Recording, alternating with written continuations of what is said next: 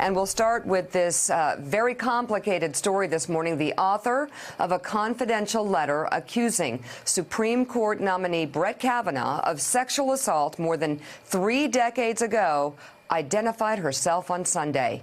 Christine Blasey Ford, a 51-year-old research psychologist in Northern California, spoke publicly for the first time about the allegations in a report by the Washington Post. Ford alleges that one summer during high school in the early 1980s, Kavanaugh and a friend drunkenly corralled her into a bedroom during a gathering of teenagers at a home in Montgomery County, Maryland. Ford alleges Kavanaugh pinned her to a bed on her back and groped her over her clothes, grinding his body against hers and attempting to pull off her one-piece bathing suit while his friend watched.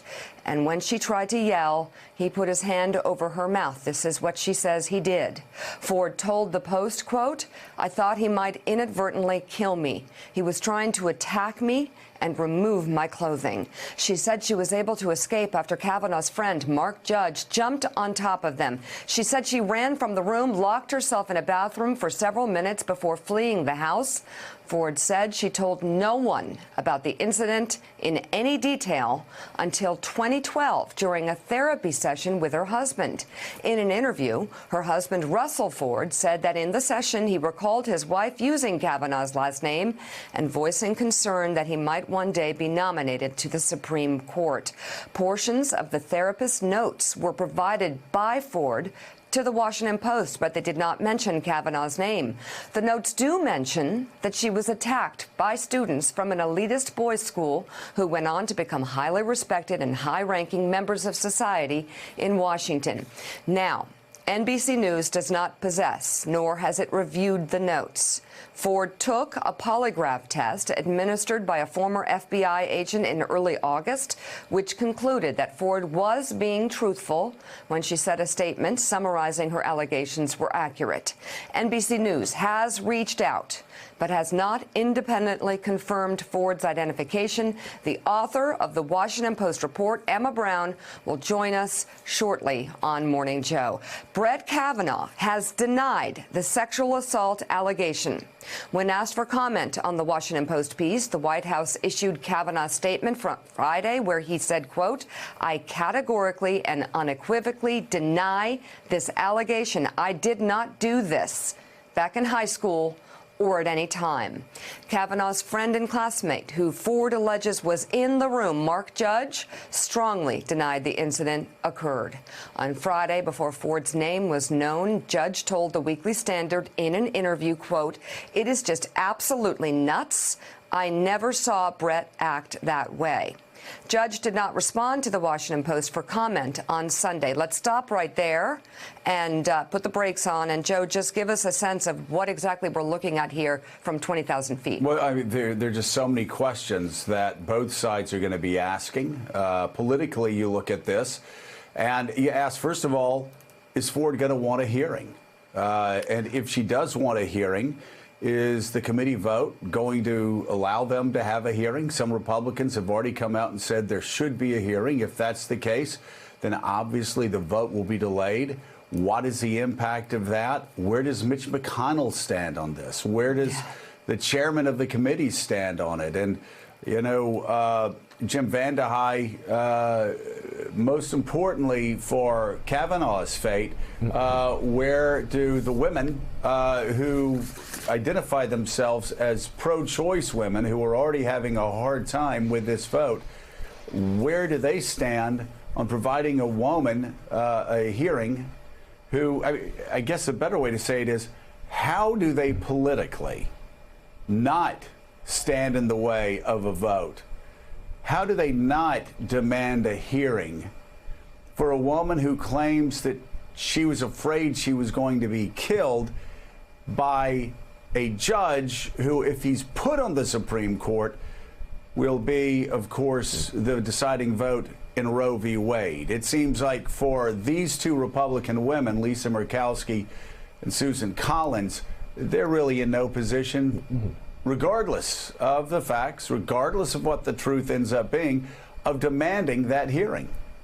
Yeah, and I think we already heard a little bit from Susan Collins, basically saying she's disturbed both by how it came about, but also by the allegation itself. We've heard from Jeff Flake. We've heard a little bit from Lindsey Graham. It seems clear that the committee is going to want to hear from her. What we're hearing from Republican leadership sources this morning and overnight was that they kind of want to try to force this early this week, force a public hearing, get her in there, get her testimony before the committee, get it done, and still get a vote done this week. You asked about Mitch McConnell, obviously pivotal. He's going to decide ultimately whether this gets to the floor and gets done. He's a cold-blooded sort of vote counter. If he thinks they have the votes, he's going to bring it to the floor. He's going to get it through. He's been working on this for 20 years to get the court as conservative as possible, and Kavanaugh is obviously one piece of that puzzle. Well, there is queasiness, no doubt, among Republicans, and I would say as the night grew on yesterday, it got more and more queasy, but they still feel at the end of the day that Kavanaugh's denied it, that the other man who is apparently in the room, allegedly in the room, has also denied it, and they think that's probably going to be enough to put at ease Republican senators. There is a political concern, and it goes to your question, Joe, about Murkowski or about Collins. Republicans behind the scenes are very worried that they're increasingly looking like the party of just white men, and if once again you have a bunch of white male senators go through this process, especially if they didn't hear from her, especially if they just shut down the process, they worry, gosh, we're going to lose even more of these suburban women who are already turning on us because they don't like the behavior of Donald Trump. So all this stuff is interrelated, and I think we're going to know a lot more in the next 48 hours. I mean, 50 days away, around 50 days away from this election, this is could be, if not handled correctly by the Republicans, a political nightmare for a Republican Party who is already losing suburban female voters. Casey, let me go to you. And Jim's right. Mitch McConnell is a cold, calculating vote counter. If he thinks he has the votes, he's going to march forward. But Jeff Flake has already told him he doesn't have the votes. He said he wants to have a hearing. I find it hard to believe that we're going to have a hearing this week and a vote on Thursday. This seems like things have gotten far more complicated, and with Jeff Flake and others, Lindsey Graham even talking about the need for a hearing, suddenly it's not going to be smooth sailing for Mitch McConnell and Republicans who understand if Kavanaugh doesn't get through, there's not going to be another nominee for the Supreme Court until after the 2018 election. Mm-hmm. Yeah, that's right, Joe. I mean, there is no way to move somebody through this process quickly enough for that. And, you know, Jeff Flake is taking a real stand here. Let's just, you know, be very clear. The first of these votes that has to happen is in the committee. It's 10 to 11 Democrats to Republicans. So Jeff Flake by himself has stood in the way of Kavanaugh moving forward. So they have to do something to make sure that his concerns have been addressed. And to echo what Jim VandeHei was saying, this conversation about, OK, she's got to come and publicly testify. That means that Dr. Ford has a very real decision to make here. I mean, there has not been, you know, an assurance that just because she came forward and spoke to a reporter and was willing to put her name out there, that she's willing to go through what it takes to come in publicly. I mean, the cameras, the mobs of people, the sheer spectacle that would be. And, you know, we don't talk enough about how hard it is. I mean, the men here have issued categorical denials. But if you're a woman in this case, why would you come forward? I mean, her entire life is going to be completely changed going forward because she did this. And I think, you know, for a lot of women behind the scenes, and there's been a lot of, you know, conversations among aides I talked to on the Hill, reporters, members of Congress, you know, it's very important, I think, in this cultural moment as well, that they consider what the perception is if they're seen as not listening to and treating this woman's allegations very seriously. And for Senators Collins and Murkowski, Joe, I think the point you made at the top is absolutely the right one. From a political but also a personal and human perspective, they've already been under such pressure on this nomination already. Are they really going to be willing to take the arrows for the Republican Party over this? I'm not convinced yet. Well, and they do have to understand that, again, we don't know what happened. Kavanaugh knows what happened. The other person in the room knows what happened. And Ford knows what happened. But regardless of what happened in that room over 30 years ago, Lisa Murkowski and Susan Collins' legacy, if they are steamrolled by men in the Republican Party and they just move forward with the vote, and I pass no judgment, but they know their legacy will be that they voted to put the person who overturned Roe v. Wade onto the court, despite some serious allegations. So, John Heilman, it seems to me that Murkowski, that Collins, that Flake, that other Republicans are probably going to end up at a point where they say, we have some questions about the timing. Why did the Democrats wait 2 months? Why did they wait until we had all of our hearings? Why did they wait with material that they had 2 months ago that they could have turned over to the FBI 2 months ago before any of this even began? Why did they wait until the end when they figured out they didn't have the votes to stop Kavanaugh before dropping this bombshell? Now, they can say that all they want, but at the end of the day, I think they're in a position where they just have to say, this is a lifetime appointment. These are extraordinarily serious charges. If Ford wants to testify, we have no choice. We have to wait. Does that sound about right, or do you have another take? No, I think, well, it sounds about right to me on a number of levels, Joe. I think those discussions are truly inside baseball discussions. They are not insignificant, they're not meaningless, but they are process discussions, and people on the committee and on Capitol Hill will throw accusations at each other, but in the long arc of history, who cares? For all these people, all of them are looking back at a very relevant precedent, which is the Anita Hill, Clarence Thomas precedent. The decisions that were made in those hearings, I know some people probably don't have as clear a memory of them as old people like you and me, but the decisions that Democrats made have haunted them ever since. You've got a person like Joe Biden who has taken accusations of not taking Anita Hill seriously enough that have dogged him now for nearly 30 years. And I think if you are in the majority party and you're someone who's sympathetic to women's reproductive rights, sympathetic to women in general, someone like, you point out, to Murkowski and to Collins in particular, these two pivotal female votes, you can't help but look at the precedent in the Anita Hill case and say, where do I want history to, how do I want history to judge me in this case? I also think that you think about this again from the 30,000-foot level politically.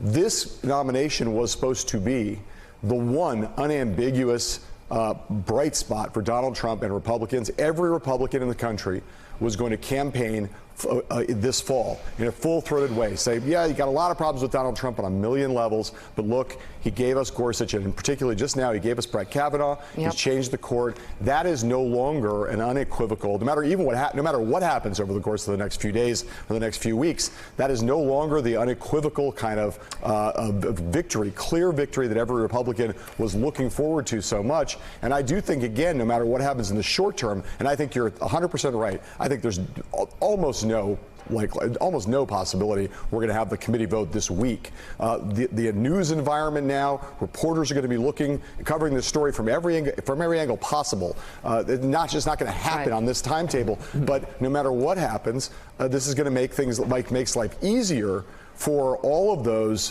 Democrats for whom this was going to be a tough vote. They now have good reasons, too, to withhold their vote. They otherwise would have voted against Kavanaugh. They were in a political bind. This makes it easier for them, for those purple and red state Democrats for whom this was going to be such a tough thing. All right, Benjamin Wittes, what are the legal questions and challenges being raised here with these accusations? And is the timing of the accusation of when this alleged attempted rape, assault took place, is that part of the questions and challenges in play? So I don't think the challenges are fundamentally legal because there's no real legal proceeding here and no one that is, I think, likely. And so the questions are fundamentally political. And I think the question is for those senators who are undecided or formally undecided. How do you evaluate an allegation of conduct that is, disqualifying if true, wholly, very serious, and also a long time ago when the person was a teenager, and almost impossible factually to evaluate in retrospect because of the very limited number of people who know the truth and the categorical denial on the one hand and allegation on the other. And so I think the fundamental problem here is not legal. It's what do you do as an undecided senator in the face of unresolvable uncertainty? And let me ask you, Benjamin, what concerns does this raise for you? Does it raise any concerns about future nominations to the Supreme Court? This has already gotten about as dirty as possible. You have this drop at the last second after the Republicans were headed for a vote. What does the future hold for Republican and Democratic nominations to the Supreme Court? Oh gosh, I mean, so it raises a lot of concerns, but they don't all cut in the same direction. So one is, as your question suggests, just how ugly and brawl-like the confirmation process has become. It was already terrible in this context, and it's poised to get a lot worse.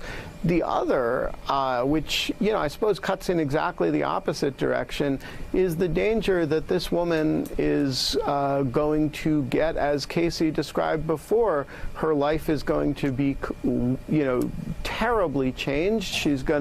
I'm sure she's going to be subject to vile attacks. And, the White House a White House person was quoted in Politico last night or yesterday saying that, if this can happen to Kavanaugh, no man is safe. And so, there is a real danger in the other direction, too, of a